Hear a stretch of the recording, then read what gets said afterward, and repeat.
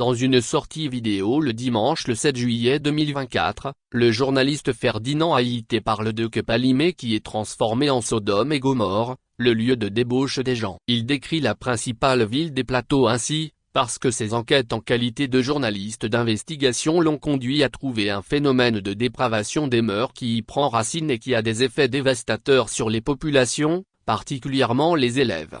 L'un des meilleurs journalistes du Togo, si ce n'est le meilleur de son temps, plante le décor et vante en même temps les atouts de la région, notamment une ville accueillante, attrayante. Mais est-ce que ces atouts sont mis en valeur? C'est un autre débat. Au-delà de cet important questionnement, Ferdinand Haïté se concentre sur l'envers du décor d'un milieu qui attire les Togolais et d'autres visiteurs.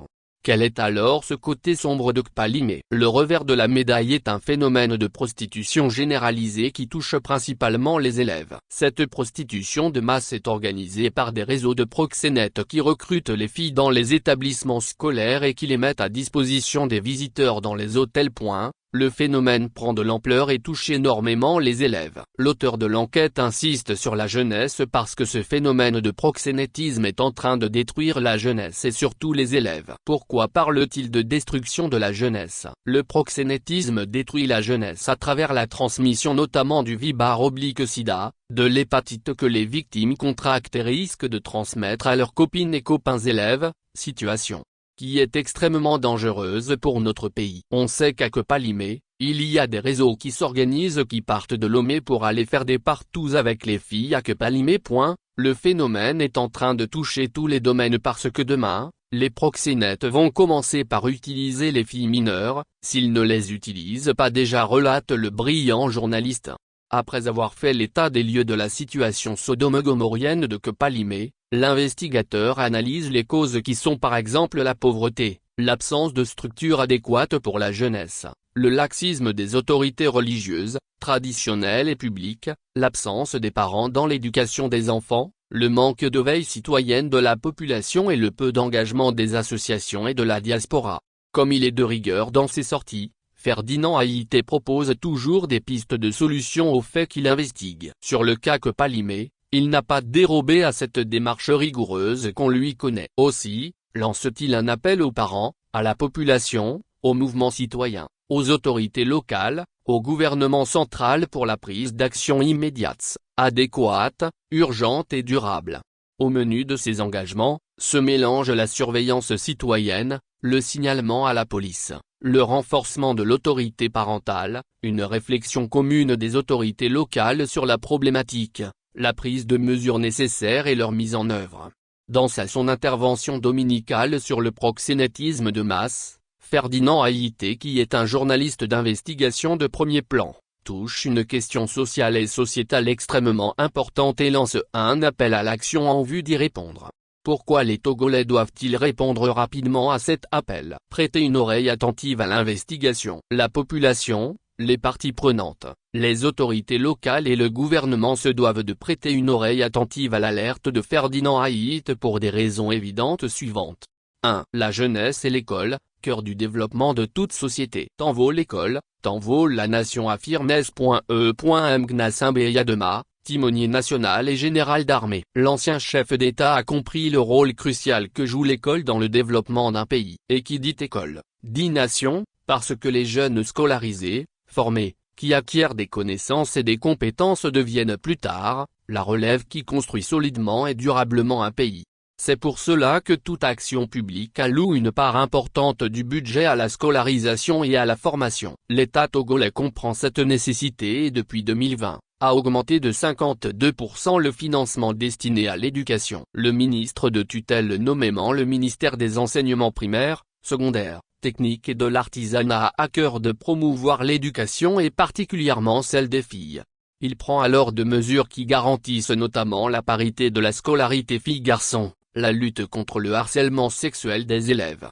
Les comportements liés à la dépravation sexuelle dans les écoles sont aussi prévenus et sévèrement sanctionnés. Les actions publiques dans le domaine de l'éducation coûtent cher au Togo et il est de bon ton que toutes les activités qui tendent à détruire la scolarisation des enfants et particulièrement des filles doivent être interdites.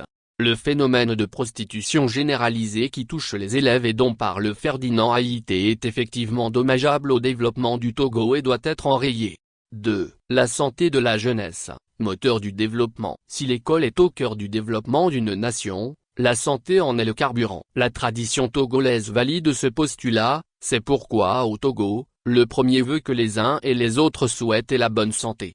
Le gouvernement n'est pas du reste et met la santé dans ses priorités d'action. Selon l'Organisation mondiale de la santé, la dépense totale de la santé au Togo est de CFA 138 milliards, en 2012, soit 8,6% du PIB. Durant 2023, l'État a prévu CFA 21 milliards pour la couverture de santé universelle. La lutte contre la VIH/SIDA occupe une grande partie de ce budget pour ses plans de riposte ambitieux que déploie le Togo selon l'ONU-SIDA. En 2023, le Togo recense 110 000 personnes vivant avec le VIH dont 60% sont de sexe féminin, chiffre du Conseil national de lutte contre le sida. Pour la période 2022-2023, le pays a bénéficié d'une subvention de CFA 64,9 milliards de la part du Fonds mondial pour soutenir la lutte contre le paludisme, le VIH/SIDA et la tuberculose, chiffre de la primature. Au Togo, la prévalence du VIH est plus élevée dans les zones urbaines, 3,6%, que dans les zones rurales, 1,6%, au niveau des régions. Après Maritime, les plateaux se placent en deuxième position en termes de taux de prévalence. L'étude a porté sur la tranche d'âge de 15-49 ans qui compose en grande partie la population active et la jeunesse, 15-35 ans, qui représente 36% de la population totale. Les scientifiques attestent que le VIH se contracte surtout durant les activités sexuelles non protégées et les prostituées et proxénètes sont en premier loge de cette transmission. À la lumière de l'action internationale et togolais en matière de promotion de la santé, de lutte contre le VIH, de la prévalence du VIH par région et par tranche d'âge, du canal de transmission de la maladie, il est conclu indiscutablement que Kpalimé et sa jeunesse sont en danger face au VIH/SIDA et l'alerte de Ferdinand Haïté est d'un intérêt capital. 3. Proxénétisme, interdit et durement puni par la rigueur de la loi togolaise. La loi togolaise interdit le proxénétisme. Réponse du Togo au Comité des droits des enfants en 2012, le proxénétisme tombe sous la rigueur de la loi, de sorte que l'ancien ministre des droits de l'homme, Christian Trimua s'en félicite comme le relève Republic of Togo dans son article online du 30 novembre 2022. Le ministre dénonce au passage des pratiques plus insidieuses. Au Togo, on appelle cela le phénomène de grotto. Des personnes ayant des responsabilités et donc de l'argent entretiennent matériellement des jeunes filles mineures, ce qui leur donne le privilège d'avoir des rapports sexuels. Ces généreux donateurs tombent aussi sous le coup de la loi et risquent d'être poursuivis pour proxénétisme aggravé à Sène le même site. La police n'en est pas du reste et démantèle systématiquement tout réseau de proxénétisme qui est à lui signalé. Le proxénétisme dont parle Ferdinand Haïté comme étant un danger pour la jeunesse est le même dont parle l'ancien ministre de pratiques plus insidieuses et de proxénétisme aggravé. 4. Kpalimé, une région attrayante. La ville de Kpalimé est le chef-lieu de la préfecture de Kloto, préfecture qui s'intègre dans la région des plateaux. Alors qu'Atakpamé est le chef-lieu de toute la région. Kpalimé est la ville la plus peuplée, prisée des Togolais des autres régions et des touristes notamment d'autres pays d'Afrique et aussi de l'Occident. Togo Politique qualifie Kpalimé de poumon vert du Togo pour sa géographie somptueuse et riche. Humainement, socialement et culturellement parlant, les Kpaliméens sont très accueillants et les plats de la région sont parmi les préférés des Togolais. Les filles du milieu sont aussi très belles. Selon le même journal en ligne, les enjeux majeurs de la ville sont par exemple l'éducation, l'emploi et la participation active des jeunes.